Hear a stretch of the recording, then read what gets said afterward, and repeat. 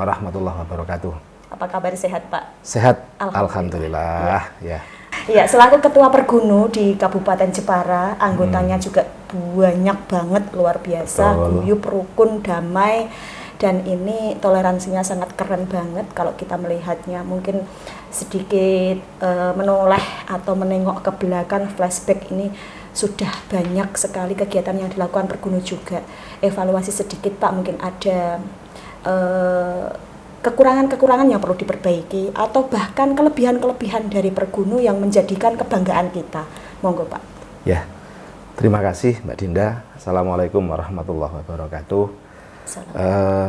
Jadi Pergunu, Persatuan Guru Nahdlatul Ulama Kabupaten Jepara ini membawai guru-guru Nahdlatul Ulama. Iya. Dari guru yang ada di pendidikan formal ataupun pendidikan non formal. Apa saja pendidikan non formal, dari mulai guru-guru ngaji, guru-guru TPQ, guru Madin, itu juga ada di bawah Pergunu.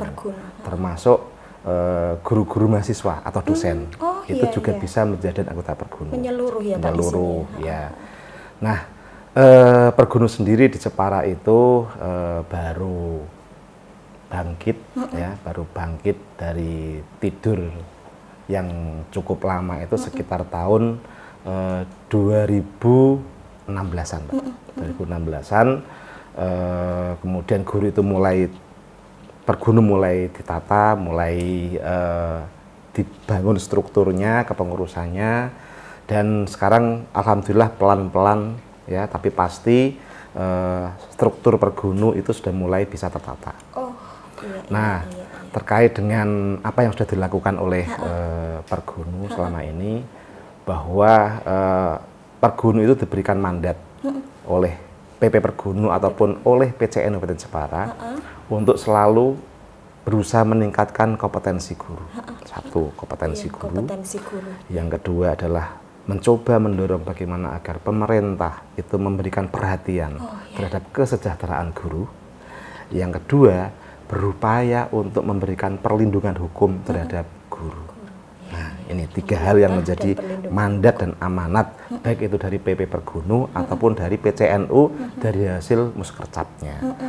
Nah, beberapa bulan atau mungkin setahun 2023 ini, kita fokus dan sangat fokus terhadap peningkatan kompetensi guru.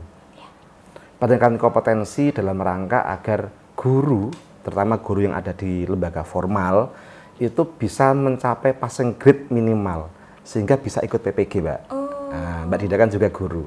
Nah, gitu. Jadi bisa mencapai passing grade, bisa ke situ ya, Pak? bisa pretest, lulus pretest, sehingga nanti antri ikut PPG. Nah, ketika guru itu nanti kompetensinya meningkat, bisa mengerjakan passing grade minimal dan sebagainya, dia kemudian lulus pretest, maka minimal kesejahteraan dalam tanda petik karir gurunya akan terbuka, ikut bisa sertifikasi dan sebagainya. Nah, selama ini Pergunu fokus di sana, fokus di sana. Beberapa kali mensejahterakan guru. Ya, mensejahterakan guru dengan cara meningkatkan kompetensinya. Nah, ini yang kita kejar selama tahun 2023 ini, Mbak Dinda. Itu yang guru lakukan, Pergunu lakukan. Kita ini seorang guru yang dari dulu sampai sekarang itu ada slogan yang mengatakan guru itu adalah pahlawan tanpa tanda jasa.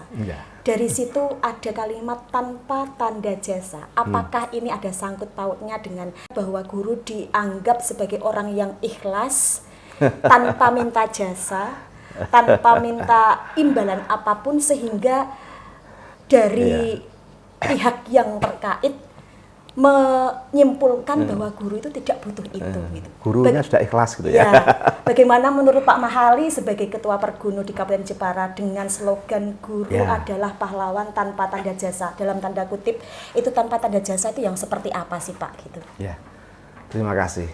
Ini memang slogan yang sudah mendarah daging ya.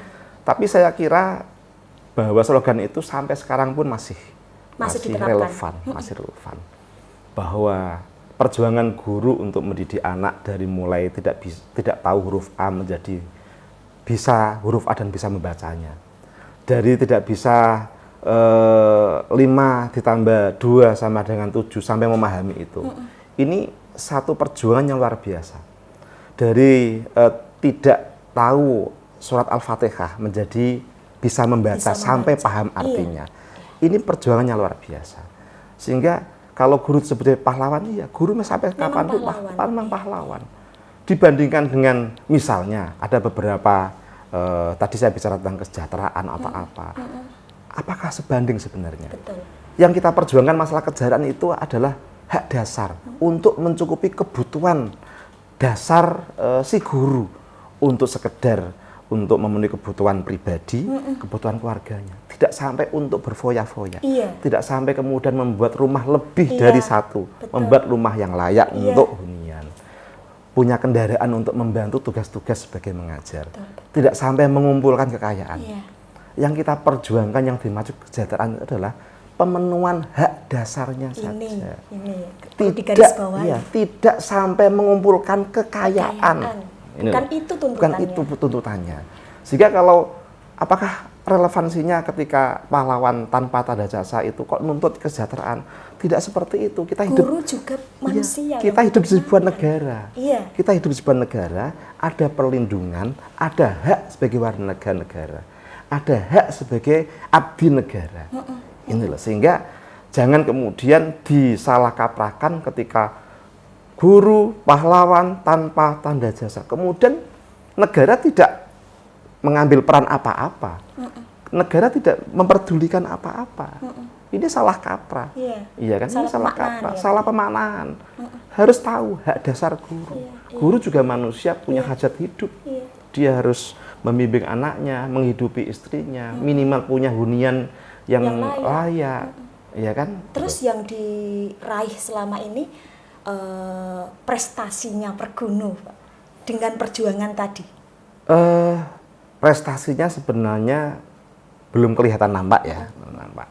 Tapi di pretest tahun 2023 kemarin, di bulan apa itu saya lupa, itu sebenarnya guru yang sudah lulus pretest itu di Jepara kategorinya itu relatif lebih rendah di bawah Kudus dan Demak. Ini yang kita sebenarnya ada apa lebih dengan rendah guru malahan. Jepang lebih rendah. Berarti ini bukan prestasi dong, Pak? Iya, ada prestasi. Ini saya mau menyampaikan apa adanya situasinya. Dari situlah kemudian kita genjot, ya kita ada buat diklat, kita buat pelatihan, kita kerjasama dengan Unisnu, dengan UPGRIS, dengan Unwahas, pelatihan-pelatihan terkait dengan peningkatan kompetensi. Kita manfaatkan dana hibah yang diperoleh PCNU untuk peningkatan kapasitas guru di beberapa titik. Guru-guru yang non-sertifikasi kita undang semua untuk diklat dalam rangka untuk itu. Bagaimana nanti ketika ada pretest tahap berikutnya, sebagian besar guru-guru kita lolos. Lolos semua. Dan karir sebagai guru dengan kesempatan ikut PPG terbuka lebar. Itu Mbak Dinda yang kita upayakan. Jadi itu apakah itu prestasi ataupun itu belum prestasi, jangan jadi ukuran. Yang penting kita berjuang berusaha ke sana dulu. Jadi perjuangan dari Pergunu yang dilakukan ini benar-benar sebuah peluang emas untuk kita semua para guru yang dalam naungan NU ya Bapak ya. Betul. Ini kita semua perlu motivasi, semangat dari sosok Bapak Mahali selaku ketua. Bagaimana ini Pak ke depannya? Ya tentunya tadi kita fokus di 3 hal. Ya. Pertama, guru harus memiliki kompetensi yang standar, minimal. Ya. Artinya harus upgrade, harus up to date, harus terus mau belajar, fokus di situ ya, Bapak, membuka diri, itu yang pertama. Yang pertama itu. Membuka diri, mau belajar, ya. Generasi guru sekarang itu kan dari generasi yang masih jadul sampai generasi sekarang yang sudah harus paham IT, milenial. Nah, ini harus terkuasai, sedangkan sekarang kurikulum ya yang kita hadapi ya dari kurikulum Merdeka ini kan juga kita harus melek teknologi. Nah, guru-guru yang belum berkesempatan mendapatkan ilmu itu kan harus kita upgrade terus. Harus kita buka diri. Anak kita, siswa kita tidak seperti kita. Dulu anak-anak kita ketika diberikan buku baru itu, wah dia senang sekali membaca. Rajin membaca. Ya, ada hal baru. Iya. Tapi sekarang kalau kita beri buku, lempar ganti. Bukanya HP. Tidak sekarang. minat. Tidak Sekarang di minat. HP. Ya, makanya sekarang guru harus menguasai metodologi, Iya. menguasai teknologi dalam rangka untuk kita masuk generasi yang milenial ini sekarang ini. Iya. Ini yang penting, yang pertama, Mbak. Yang kedua tentunya bicara masalah kesejahteraan, ya, itu juga kita berusaha untuk mendorong ya, pemerintah kabupaten atau pemerintah provinsi untuk selalu memperhatikan guru swasta. Beberapa teman kita yang ada di luar Jepara itu, pemerintah kabupaten melalui APBD-nya itu mampu untuk memberikan tunjangan atau honor per bulan lah untuk guru swasta. Guru swasta mampu APBD-nya. Mampu apa tidak? Nah sekarang kenapa Jepara tidak? Oh, Kita pernah hitung-hitungan buka-bukaan APBD kita. Sebenarnya mampu kok. Cuman goodwill dari para pimpinan kita. Peduli nggak? pos itu tidak nyampe ke sini. Ya angkanya ada kalau mau. Keinginan baik, goodwill dari para pimpinan untuk mau mengalokasikan kesejahteraan guru swasta. Dan ini yang kita perjuangkan. Ini juga bagian dari perjuangan kita. iya, Ini. iya, iya. Tapi perjuangan Pergunu mungkin tidak seperti organisasi guru yang lain yang harus turun ke jalan, yang harus mohon maaf, yang harus kemudian melakukan aksi orasi atau apa ya. ini. Kita lebih untuk martabat guru itu tetap harus Dan tulus. harus dijaga, harus dijaga. Kita harus punya cara lah, Iya. punya cara bagaimana mengetuk hati para pimpinan agar mau peduli dengan nasib Iya, guru. iya, iya. Itu. Sedangkan yang ketiga, ya kita harus tadi berusaha untuk melindungi guru yang kena tekanan hukum. Ya, kalau memang kasusnya kasus ketika dia menjadi guru, kita berusaha untuk memberikan advokasi. Advokasi terhadap guru-guru yang kena kasus hukum, misalnya nyelentik siswanya dilaporkan ke polisi atau sebagainya. Ada Pak itu di Jepara? Alhamdulillah sampai sekarang belum ada. Mudah-mudahan tidak ada. Mudah-mudahan seluruh masyarakat Jepara, wali murid Jepara itu memahami bahwa guru nyelentik, guru mencubit sedikit, ini bagian dari kasih sayang, bagian dari memberikan edukasi dan pelajaran, bukan memberikan marah atau apa, tidak. Mudah-mudahan masyarakat Jepara paham bahwa guru itu adalah guru itu memberikan kasih sayang ke muridnya ketika memberikan pelajaran. Baik Bapak, terkait dengan hal yang tadi Bapak sampaikan tentang dukungan dari pemerintah, sampai saat ini sudah sejauh mana dukungan itu Pak? Ya, bicara masalah dukungan pemerintah terkait dengan dukungan kesejahteraan itu, saya kira sampai saat ini pemerintah belum memberikan hak guru terkait dengan peningkatan kesejahteraan.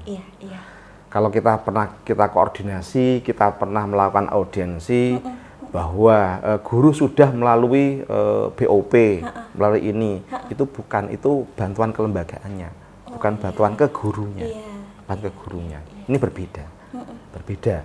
Sehingga sebenarnya apa yang dimaksud dengan bantuan untuk guru kesejahteraan ya honornya itu. Apakah per bulan 100 atau 150 ribu, tapi itu regulasinya itu cetok, ya. Kemudian memang itu teranggarkan secara konsisten, bukan dari hibah. Kalau hibah kan tahun ini dapat, tahun depannya tidak, kan seperti itu. Tapi ini konsisten, ada regulasinya dan ada bantuannya. Baik Pak Mahali, ini keren loh Pak, kita info-info seperti ini ya Pak. Ya, untuk harapan dari Bapak Mahali, seperti Bapak Mahali ceritakan tadi sebagai Ketua Pergunu, harapannya dari Bapak Mahali kepada pemerintah, juga kepada semua anggota Pergunu di Kabupaten Jepara ini untuk menyongsong tahun 2024 ke depan, supaya kita semua dalam kondisi yang sejahtera, yang menjadi guru yang ideal, menjadi guru yang merdeka belajar atau merdeka mengajar. Merdeka mengajar. Nah, di sini apa sih Pak yang Bapak inginkan, yang paling urgent banget yang ingin disampaikan? Ya. Kepada teman-teman guru, sahabat-sahabat guru, terutama anggota Pergunu, tahun 2024 adalah tahun harapan, Mbak. Tahun harapan. Di situ tentunya saya selaku Ketua PC Pergunu sangat berharap agar kompetensi guru di Jepara betul-betul meningkat. Amin. Ada upgrade yang merata dan menyeluruh.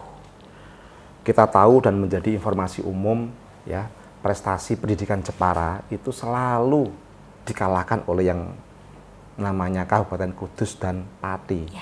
Minat belajar masyarakat Jepara itu arahnya selalu ke Kudus dan ke Pati. Ini yang kami di Pergunu selalu mikir apa yang kurang dari Jepara sebenarnya. Kalau memang itu problem kualitas, ya monggo. Artinya seluruh pihak dari mulai lembaganya, dari mulai gurunya harus kita upgrade kompetensinya, kemudian kita tata manajemennya agar kualitas pendidikan di Jepara itu minimal setara atau bahkan lebih baik dari Kudus. Tentunya itu melalui sahabat-sahabat guru yang harus terus belajar. Ini harus terus belajar. Sehingga yang pertama adalah tahun 2024 adalah tahun peningkatan kompetensi bagi teman-teman guru. Yang berikutnya, tahun 2024 itu tahun politik. Tahun politik. Tentunya saya harus menyampaikan sesuatu kepada sahabat-sahabat guru bahwa guru itu adalah teladan bagi masyarakat, sehingga kita harus bisa memberikan contoh yang baik di tahun politik ini, ketika pesta demokrasi, ketika informasi hoax di sana sini, kita harus bisa menjadi pribadi yang bisa menjadi teladan, baik bagi masyarakat ataupun bagi siswa-siswa kita. Ya, sehingga kita harus tetap tenang, tetap santun, tetap bisa bergaul dengan siapa saja, bisa memberikan edukasi yang baik ya, terhadap pesta demokrasi ini, seperti itu. Termasuk bagaimana kemudian di tahun 2024 ini harapannya adalah nanti ya, karena ini tahun politik, harapannya pemerintah ya, baik itu presiden ataupun legislatif ataupun bupati yang akan datang itu betul-betul bisa mengalokasikan anggaran dalam rangka untuk peningkatan kesejahteraan guru. Baik. Tahun 2024. Ini momen kita. Ini momen para guru ya, kita harus berjuang untuk peningkatan kapasitas tapi berjuang untuk peningkatan kesejahteraan kita.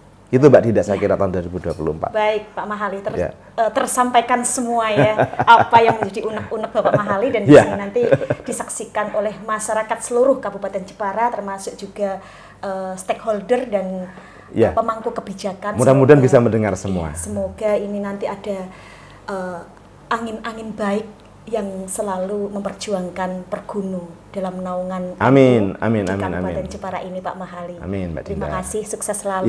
Perjuangan kita semoga lancar. Ya, semoga lancar perjuangannya, mohon doa restunya dan sehat selalu untuk Mbak Dinda. Amin, amin. Terima kasih Pak Mahali. Assalamualaikum warahmatullahi wabarakatuh. Waalaikumsalam warahmatullahi wabarakatuh.